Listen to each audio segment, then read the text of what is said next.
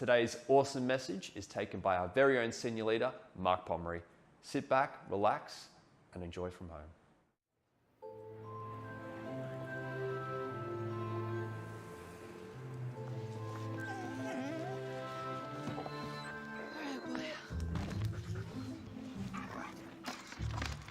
How about I unpack and you detangle?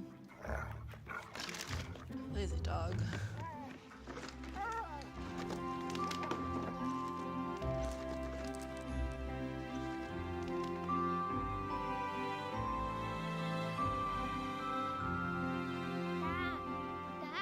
Anyway, did you get that proposal yet? Okay, good. Can you do me a favor? Give it a good look over. Hang on a second. Here. Give Dad just a minute. Anyway, did you get that proposal yet? Okay, good. Can you do me a favor? Give it a good look over. Almost. There.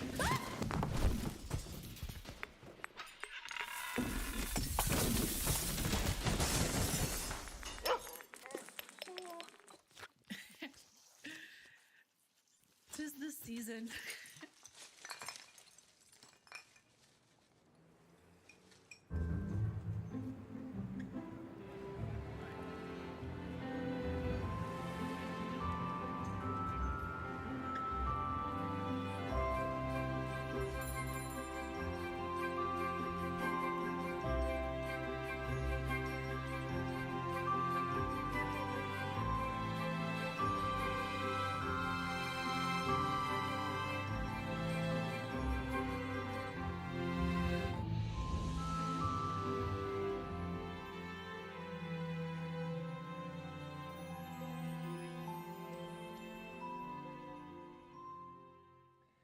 Well, hey there, Elevate friends and family. Great to have you with us today.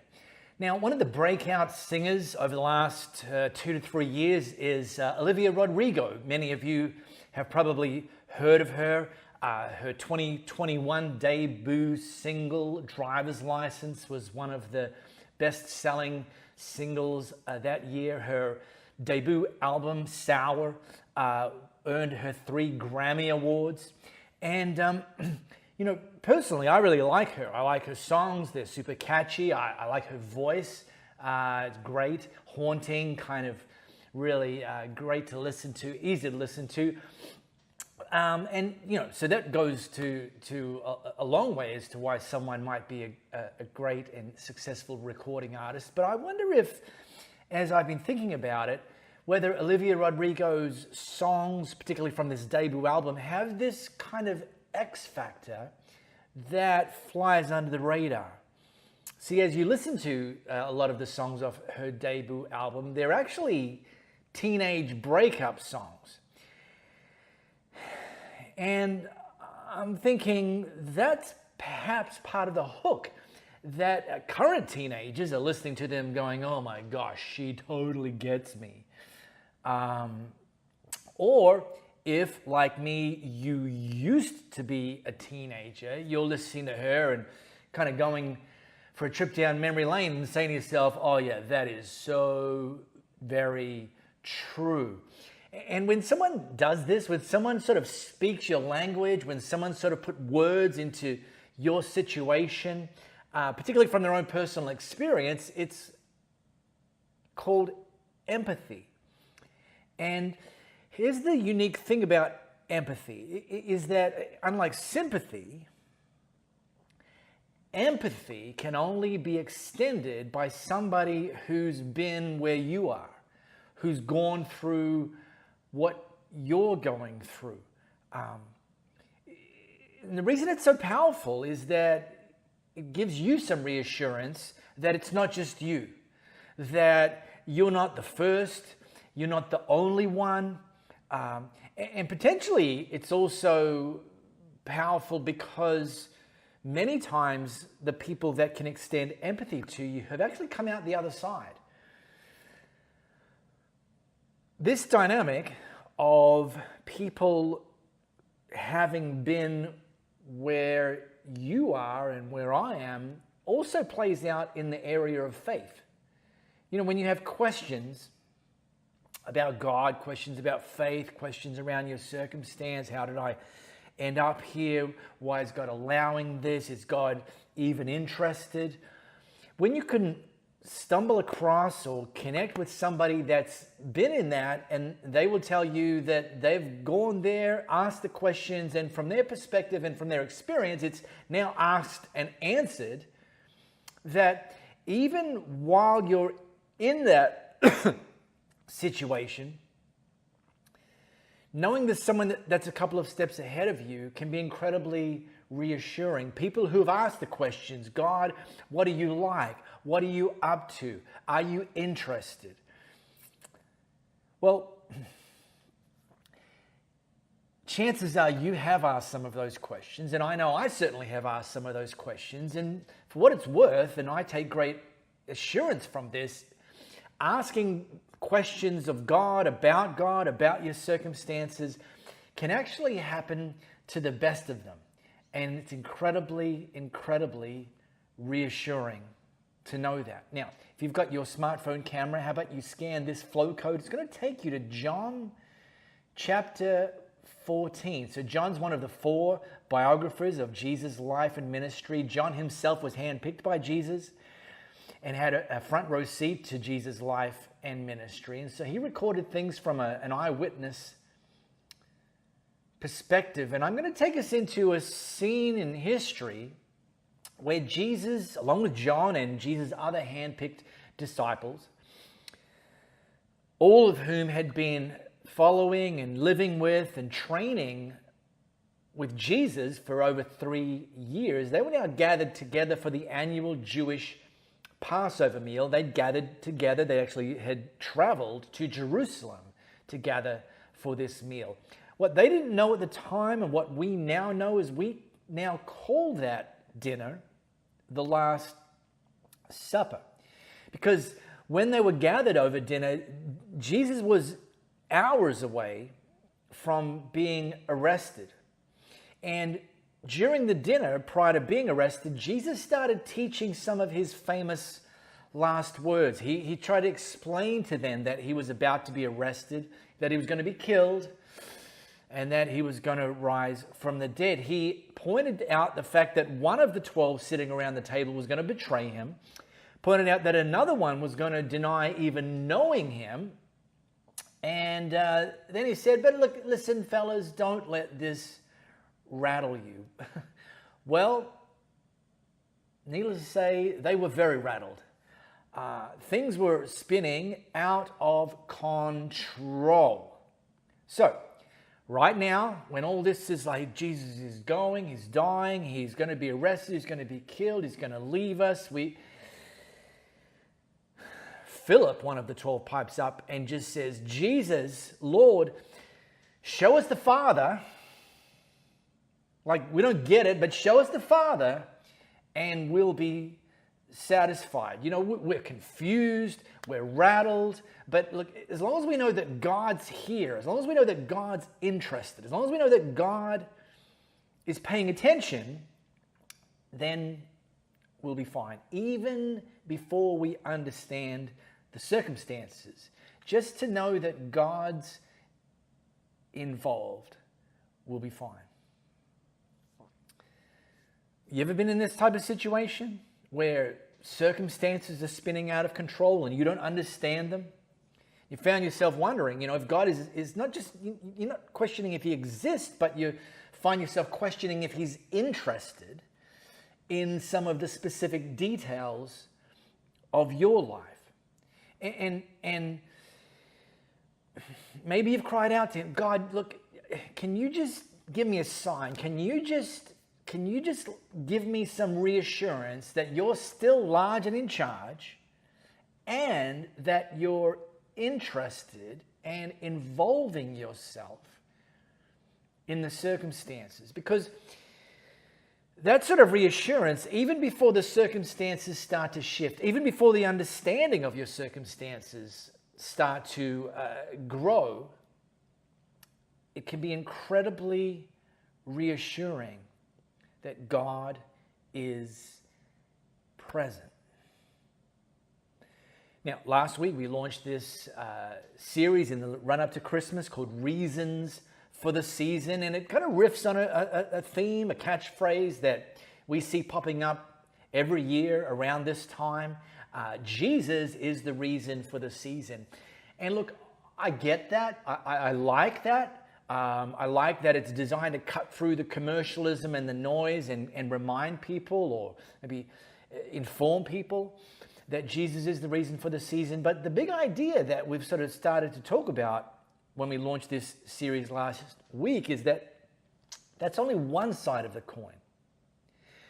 That there's another side of the coin, and that side of the coin is that you and I are actually also the reason for the season. In fact, we very much triggered Jesus coming into the world.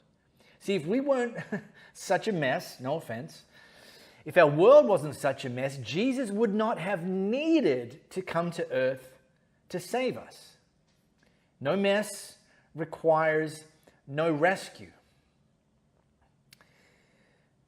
But we needed rescuing because we were a mess. It's not that only Jesus came into the world, that this time of the year and Christmas is a reminder that he wants to come into our world, that he wants to do something personal, bespoke, to save us. And we talked about last week, not just to save us for us, to save us so that we could be a blessing to the whole world, that our world should and can and is better off when we're influencing and contributing to it in a way that honors God. So here's the 12 disciples sitting around the table, confused, rattled, and Philip shouts out, "Lord, show us the Father, and we'll be satisfied." They wanted to see what God was like. Because it's really easy to misrepresent what God's like. You know, even people that acknowledge the existence of God, whether they think it's the Christian God, the Jewish God, some other sort of God, if you were to ask them, like, what's the God that you've got in your mind, what's he like? They'll typically be able to put some words to that. The reality is, however, that it's easy to get it wrong. And chances are you know this because you've changed your mind on what God's like over time. You've gotten more clarity. This has happened before. In fact, one of the poster boys for this is a guy named Paul. Now, Paul enters the pages of history as this like Jewish religious leader, rock star, the best and the brightest. And Paul bragged about the fact that he was sure that he was right about God and that he was sure that he was right with God.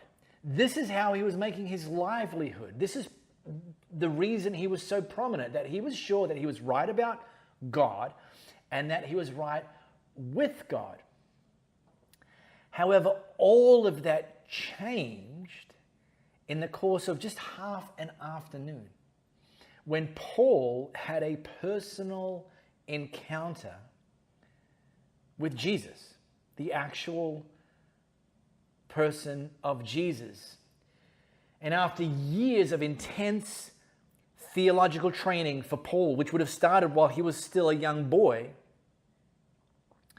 one encounter with Jesus turned this whole thing upside down for him. See, he was to go on to write letters to churches in the known world at the time, and one of them wrote to a city called Philippi, and he said to them, look, as for righteousness, as for being right with God, I obeyed the law without fault, which is a massive claim, but he wrote that down. Like, I literally obeyed it flawlessly. I was right about God, and I was right with God. But then on this particular afternoon, he met Jesus, and he kind of changed his LinkedIn bio. And the update read this: Christ Jesus came into the world to save sinners, and I'm the worst of them all. So he went from flawless in following the ways of God to acknowledging that he was the worst at following the ways of God. But it really came down to him having actually a misunderstanding of being right about God and a misunderstanding of what it looks like to be right with God. You know, he kept these rites and customs and practices and rituals, kept them flawlessly, to the best of his ability. And at that time, that was to the best of his knowledge. And he wrote this other letter to the church in Colossae, and he was talking with them about these rites and rituals and all of the things that people were in the habit of doing to try to kind of get to God, to try to understand God, to try to be right with God.